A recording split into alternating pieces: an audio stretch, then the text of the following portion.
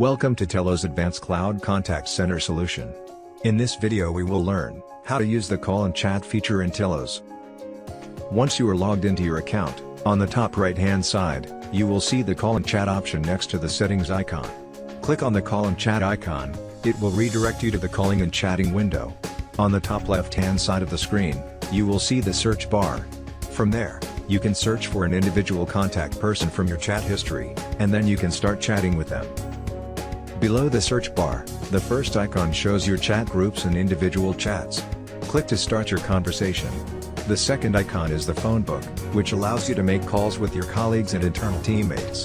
The third icon is your recent tab, providing information about the call history. The fourth icon provides two options. You can create a new chat group and view your outgoing caller ID. To make an outbound call to a specific contact number, click on the dial pad located next to the search bar.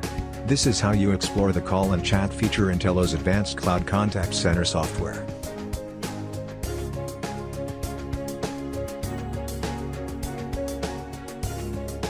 Teloz, your business connected.